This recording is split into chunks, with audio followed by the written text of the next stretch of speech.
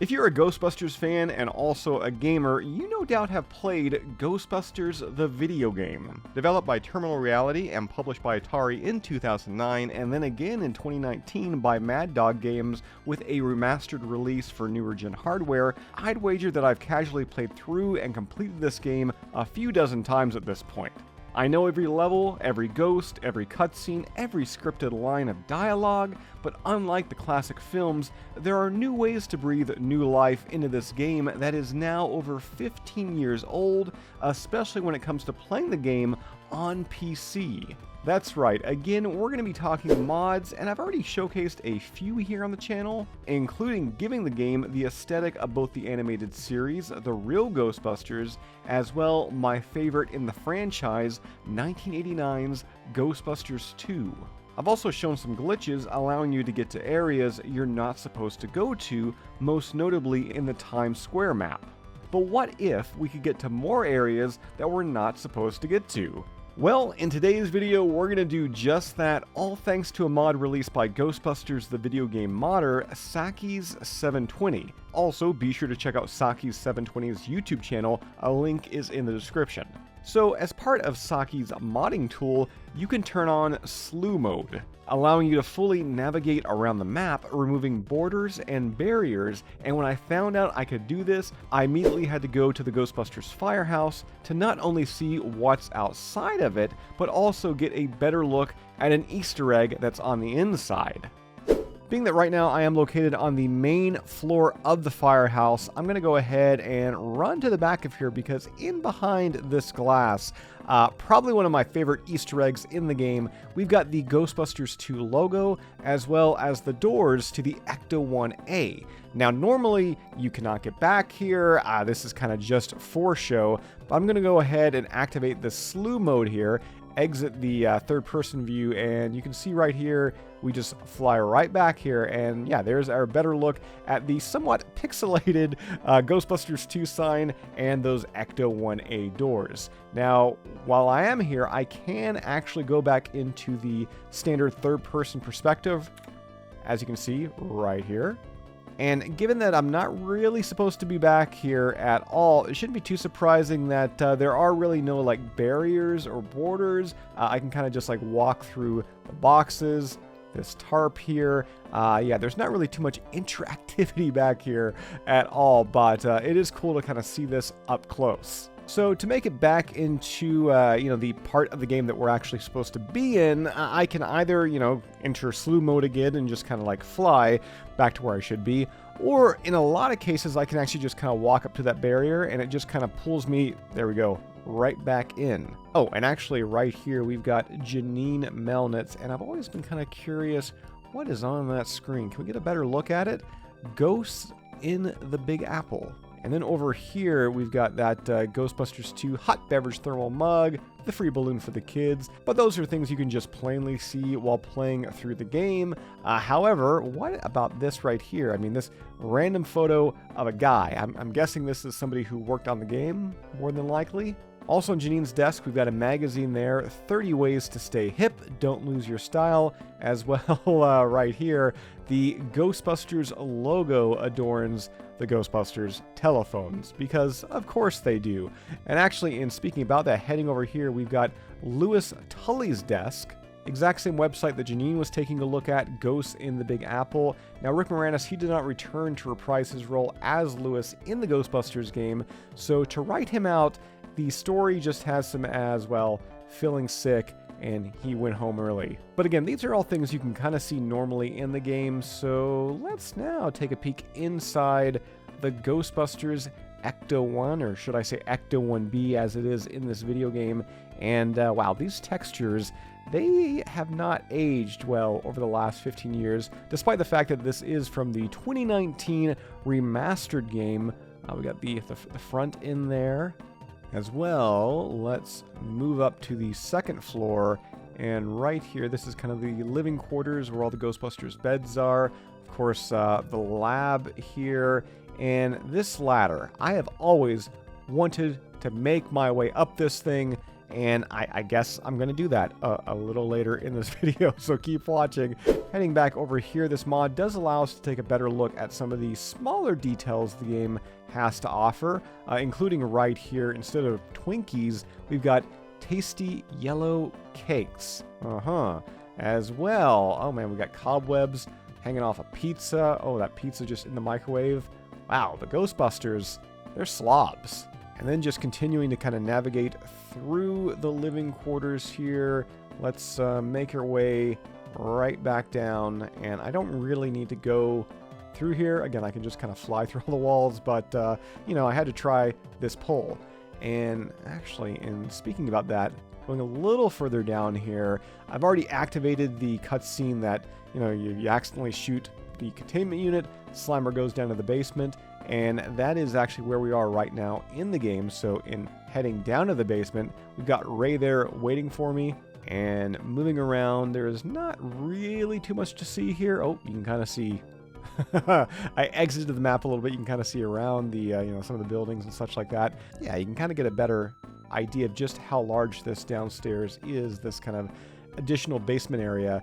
And yeah, there's nothing really hidden down here, nothing really too much to see. So let's go ahead and let's go to that second floor, because this is the area right here that I have like looked out of countless times, wanting to get out here, wanting to, you know, actually be able to run around the city, not just in that Times Square level, but, you know, outside the Ghostbusters Firehouse. I mean, let's go ahead and just switch to third person here, and like looking out, like you can see the cars moving, and I think you can kind of see like people walking up and down the street. Well, not too many people. Where's all the people here? I mean, come on. Oh, there's a guy right there walking. Yeah, I want to be out there where he is. So I'm going to go ahead again and activate the mod. And let's head on out and make our way through the bustling streets of New York City. And, oh, okay. So not really what you likely expected, but because you're not supposed to be out here, yeah, this is what the exterior of the Ghostbusters Firehouse it looks like. In walking back just a little bit here, yeah, we've got the first and the second floor, and that's it. Well, outside of the basement.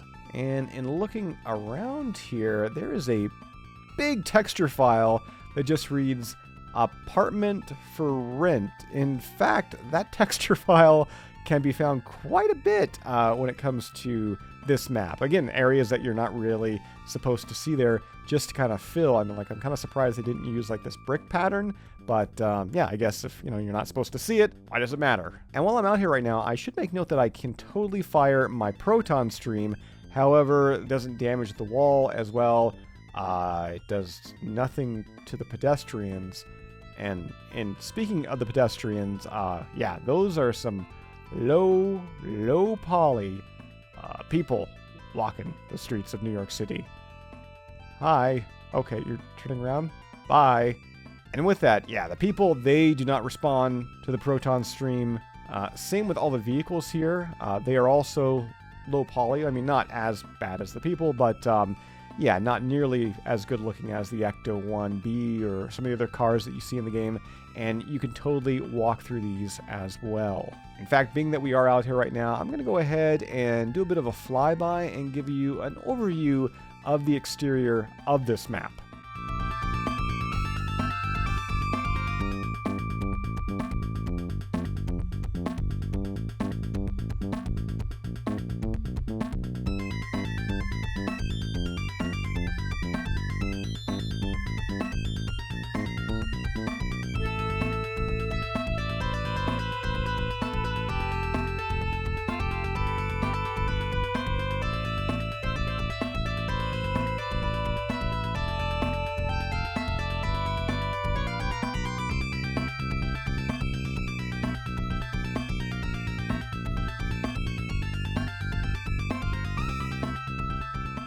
Now this right here, this is the alleyway that you can see out of the back of the firehouse. Like that window right there, that's the window of the firehouse. And, oh, actually, this fire hydrant is a lot bigger than it should be. Oh, okay. So I'm going to run up to the firehouse right here and... Okay. So, important safety tip, just because there is a floor there, that does not mean that you can actually walk on it. Let's go ahead and head back into that firehouse. Alright, so again, back in third person, and yeah, right there, that is exactly where I was just at a second ago. And whenever you play the game going forward, just know that that fire hydrant is like way too big. Given that we are back in here, I think it's time. Yeah, this is something I've always wanted to do. What exactly is up this ladder? Yeah, much to no one's surprise, nothing. There's absolutely nothing up that ladder. But back on the streets, there's still a few more things to take a look at. I mean, like right here, we've got what looks like an entry and also an exit to the subway system. This is the street station OMG. Oh my God, or maybe, I don't know, oh my gozer. As well, to the left of it right here, there is a missing reward sign, and okay. Let's try that again. Yeah, missing reward sign, and I would assume, again, this is probably just somebody who worked on the game. And I don't really think there's too much to show here, at least when it comes to this map. Again, we've got another entry to a subway that doesn't lead anywhere. There is a phone booth, and down here we've got Sushi and the Hyunkibo Meat Company. Is there anything maybe down here? No, that's totally blank, it looks like, and yeah, that's blank right there as well. Okay, so I think we're going to actually swap to another level in the game. We're going to head over to the New York Public Library. And for anyone who's played this game, I know you've had this urge before to jump this police barrier and explore the streets of New York City. But before we do that, we got to kind of make our way over here and, okay, so in turning the mod back on here, one thing I didn't actually even think about was in using that, you could probably get some pretty cool shots of some of the in-game ghosts. I mean, just take a look at this right here. Considering the majority of things in the game, yeah, they kind of freeze up when activating it. Now, before we head on out into the streets of New York City, first, I want to go into the New York Public Library and just kind of explore a bit before it gets haunted and all the chaos begins to happen, and make our way over to the reading room, which is looking pretty empty because, well, obviously we're not supposed to be here right now, so none of the tables or the chairs have loaded into here. Oh, and another really cool thing to note, considering I can turn this mod on and off whenever I want to, I can kind of angle myself in certain areas, again, where I'm not supposed to be. So like right here, this is usually where Egon is when you're, actually in this area of the map. You're not supposed to get up here, but here I am. Making our way over here. Looks like this is a doorway to another reading room, and nope, there's actually nothing at all on the other side. Okay, being that we are here, making our way down, and just kind of moving through this map. Again, a lot of the things that's going to kind of populate it, desks, tables, ghosts even, they haven't actually spawned as of yet. And one thing that did really surprise me in kind of playing through and navigating through a lot of these maps in this manner is just how big they are, as well how much of the map loads up at once. And I'm not just talking like the library level, I'm talking things like the Sedgwick Hotel, Shandor Island. In fact, if you like this video and you would like to see more where I kind of make my way through other levels and other stages, be sure to comment down below and let me know. With that said, let's go ahead and move back up. Why am I taking the stairs? Let me just kind of move the camera up here. There we go. Oh, and actually, where am I right now? This is outside of the reading room. This is, neat.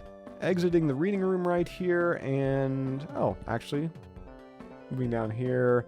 Another texture. Oh, a really kind of just bad looking texture once you get up close to it at the end of the hallway. And it looks like pretty much the same can be found at the other end. Oh yeah, okay. Okay, back outside of the New York Public Library. Let's hop that police border finally and jump into third person. And here I am. I've been waiting over 15 years to finally be right here. We've got the crowd of people right there, crowd of people there, crowd of people there. Let me go and say hello to the people. Oh, bye. And the people out here, they certainly look a lot better than the ones that we saw outside of the Firehouse, because obviously this isn't too far from where you are in the game. So yeah, you can clearly see these individuals, so it makes sense as to why they do look better. However, in going a little further behind them, we do have those really low poly New Yorkers here. In fact, I'm going to go ahead and kind of just move the camera around here for a little bit and check out some of these things you normally can't see, like right here, Morning Breath, the early bird, I guess a morning daytime show as well. What's that say? Gates of Graffiti. Yeah, let's go ahead and just kind of make our way around New York again and give you an overview of this map.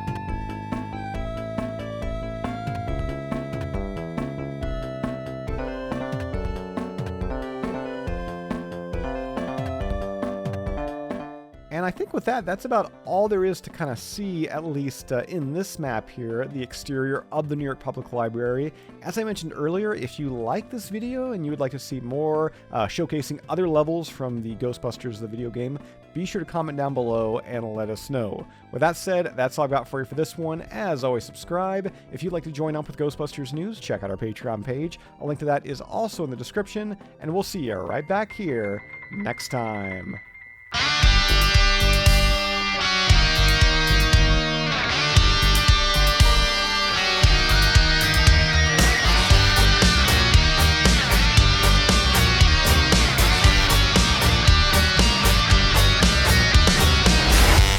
Your spine, your senses don't deceive you. Call up the guys who are ready to believe you. The number's 555-2368. But before you call, let's get something straight. What do you do when the ghosts have been busted? Is it the source universally trusted? If you got a case of Ghostbuster blues, the cure for sure is Ghostbusters news.